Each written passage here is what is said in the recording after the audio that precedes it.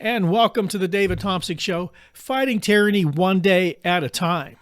It's Friday, April 18th, 2025. I'm so glad you can join me. I appreciate it. It's going to be about 80 degrees here in southwestern Pennsylvania and the Steel City, which means I might just decide to go for a long hike on the trail. But I wanted to do some business first. I wanted to provide you with some information. This information, there's a USA Today article. Trump's approval rating falls as 59% say the economy in bad shape. Now, in that particular article, it says President Donald Trump's approval ratings on the economy and inflation have fallen after weeks of tariff policy twists and turmoil in the stock market, according to a new poll released Sunday. The CBS News survey of 2,410 Americans found 44% approve of Trump's handling of the economy and 40% approve of his handling of inflation. Both of those are down by 4% since March 30th. The president's overall approval rating dropped to 47% this month, down from 50% in March and 53% in April. Now, depending on what poll you actually read, it could be as low as 45%. Okay, there we go. So who are the people deserting Donald Trump? Now, we know it's not the far right. They'll believe anything he says forever, no matter what happens. It's never his fault, and it's always going to be okay, and it's fantastic. Then you got the left, and of course, with all the failings they've had, they're going to, of course, have a downvote for Donald Trump no matter what as well. So where is the balance here? Well, it's in the middle. It's the independent voter. That's really where people get elected for the presidency, is the independent voter. Because you're going to have your right and you're going to have your left. The independent voter many times decides the election. It pretty much did this year. And the fact that many Democrats, many left-leaning Democrats did not vote. That played a big role as well. So independents turn on Trump and tariffs. Now, independents feel that Trump has vacated the center of the electorate and is catering to his base. I talk about this a lot. Donald Trump is going to use his base till they wear out and fall apart. It's just the way it's going to be. He's going to ride that horse till it can't ride anymore. And the people who support him don't realize that when he no longer needs them, if he cannot run for a third term, which I don't believe he's going to or be able to, then eventually he'll turn on them as well. They'll find that out at some point.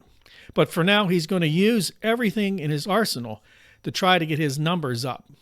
And of course, most of this is going to be, fake news. Most of this is going to be giving you news that makes you feel good that he's done something. So I'm expecting more of that to play out here as we go forward, because he knows he's in desperate means right now. He knows that the country is turning away from him, or at least a good portion of the country. So among independents, Trump's net approval rating in 2016 was minus 16. Wow. And at the same time in 2024, which is now, it's minus 25. He's even worse than he was in his first term. And his first term was worse than any other president. So he's hitting records here. He's a record breaker for sure. He likes to break records. I mean, it's important. It's good. I'm the best. So overall, net approval rating is the worst at this point in a presidency in history. So he's beaten everybody. He's number one when it comes to having the worst polling numbers in history. Again, another breakthrough for Donald. I kudos to you, man. Kudos. This is hard to do. It's very hard to do. We had Jimmy Carter. We had George Bush. I mean, gee whiz. We had a lot of real losers in the past, but this guy takes the cake. So right now, Donald Trump is completely underwater with independent voters. The next polling data focuses on his approval rating for the economy. So if you remember, he said when he walked into the Oval Office in 2025 on January 20th, egg prices would drop, inflation would go away, he'd fix it all.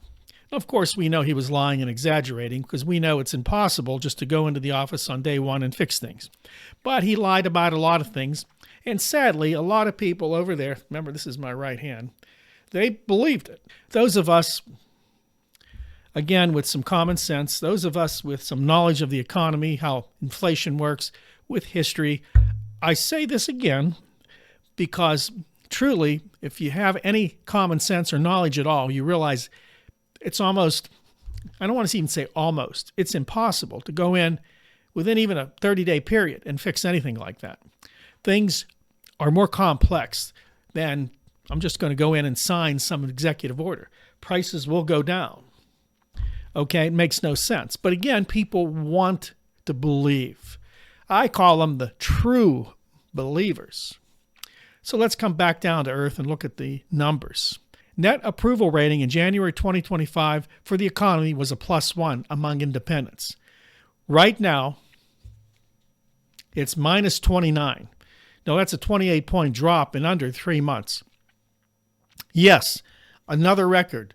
Whoever said that out there, you get the bonus prize for that round. Another record. Obviously, independents don't like what they're hearing from Donald Trump, and they're abandoning him in record numbers. Now, I couldn't find, and nor can anybody else find, anything in history that could basically come close to this type of collapse from any other president. There's no data that matches Donald Trump's free fall that he's in right now. None. Again, another record setter. He's hitting records left and right. We should be proud. I wonder if there's a Nobel Prize for record setting in approval ratings, basically being dumped by millions of voters. I don't know that there is. Maybe there should be. Now, he said he had a clear plan for tariffs and trade. Now, how many people believed him? How many people believe him right now and agree with him right now? Anybody? Okay, but when independents were asked if they agree with what I just stated, that he has a clear plan for tariffs and trade, 43% said they agreed with him. Who are these people? 57%, obviously very intelligent people, said no. Of course, it makes sense. I know. I'm going to revert back a little here. I know that people believe that there's this master plan. It's been told to me by people in the know, insiders, that there really is no master plan. It's the same plan he uses in real estate. You threaten, you go big, and you wear them down, and they come and they do what you want. And this was the plan with tariffs. Now, I will say this. Many nations, many leaders are probably scared. So they're going to come to the table and negotiate. Now, he's going to declare victory if they do come and negotiate. Here's the problem. Tariff agreements, if you know anything about them, and I know a little bit about them, take a long time to negotiate and to kind of enact. There's so many nuances to it, depending on numbers of how much you're going to import, to what degree you will tariff if they import more than this or less than this. There's all these little nuances to trade. So it's not an overnight thing. This isn't going to just change overnight. These agreements, those people, and I say people, those nations, those leaders that are going to decide to capitulate, and most of them, of course, are going to be our allies, if we have any real allies left. Well, those that are just going to say, give him what he wants for now, because we only got 3.5 years left of him. That's probably what they're saying. They'll come to the table. I'm not sure how many, and I'm not sure what the actual end result will be, what the agreements will be. So that's all going to be up in the air no matter what he says. Now, he's going to come out as a victory guy, but what victory do you really have when you had to threaten people and destroy and tear down the world trade system we've had since 1945 for 85 years? Is that what it is? 80 years? Again, this lacks a cohesive plan.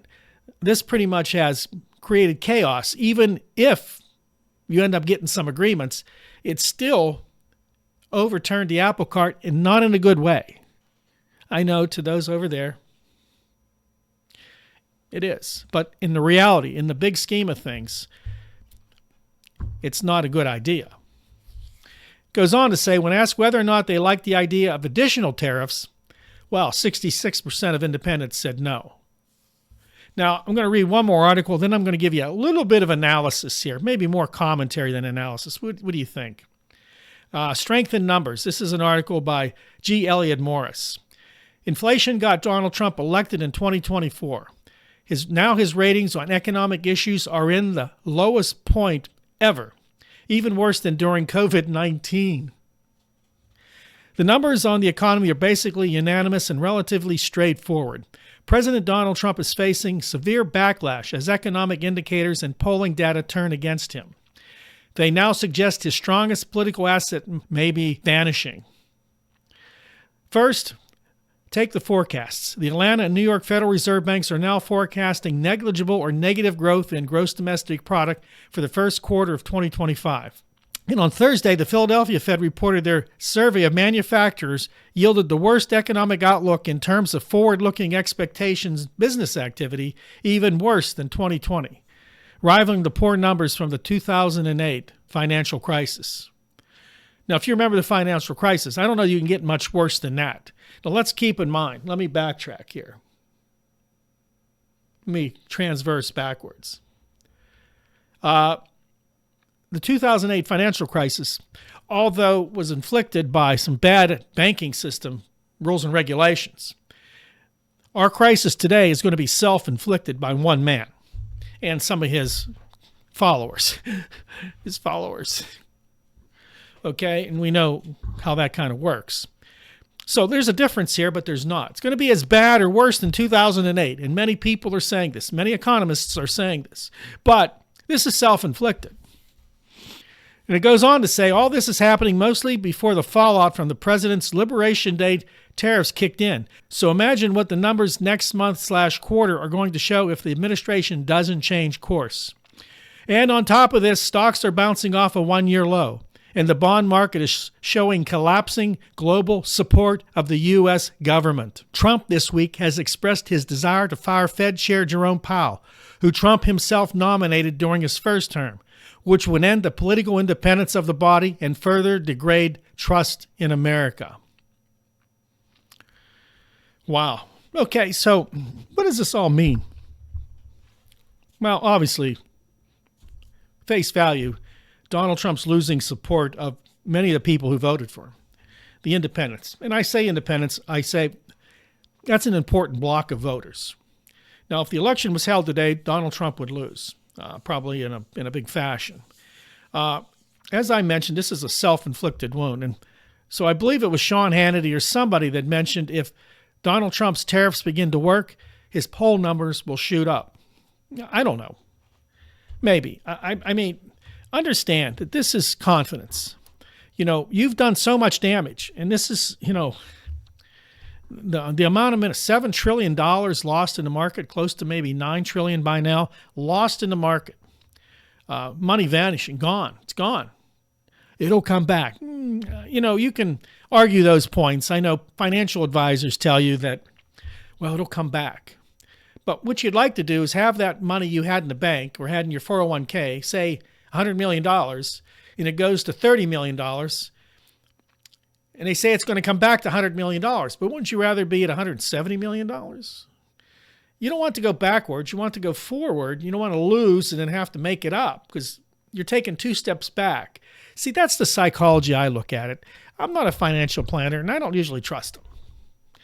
You know, because that's what they do. You know, they say, well, it'll come back.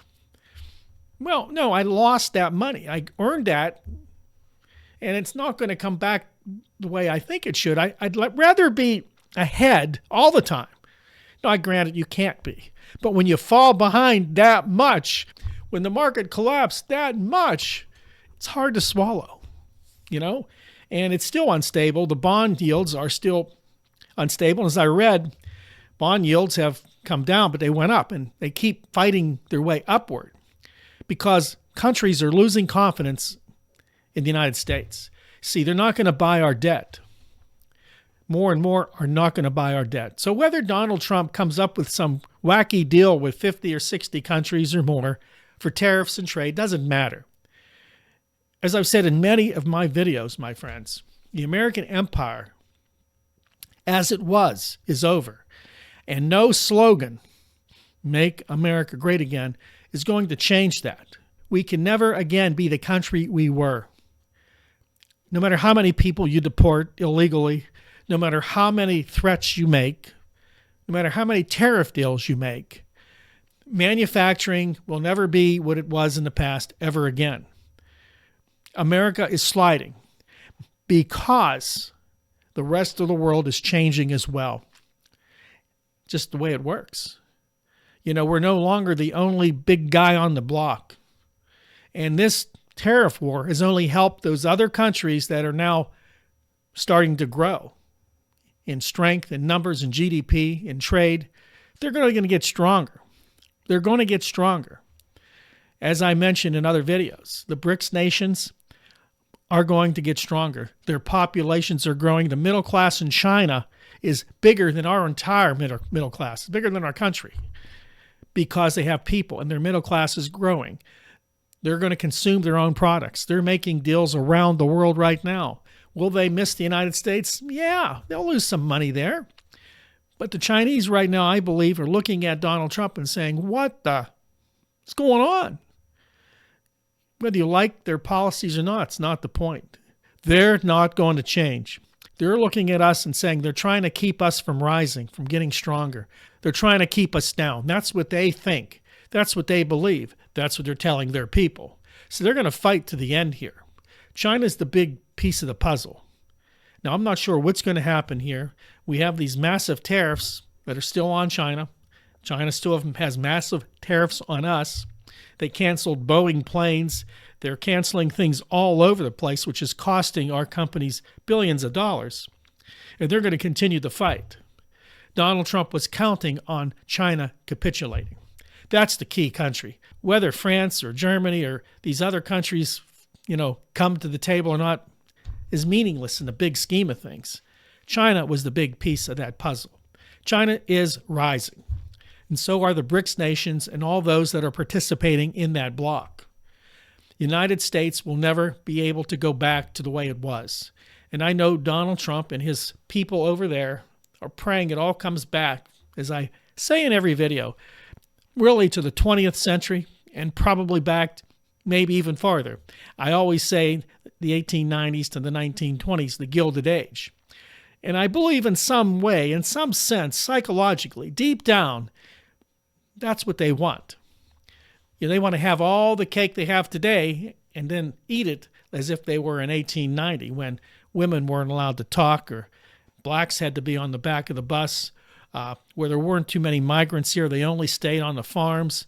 We can be a whiter, nicer nation, right? That's not going to happen. And those of you that think it is, and those of you that don't believe that's the true case of it, you're fooling yourself. In the big picture, we are still a racist country.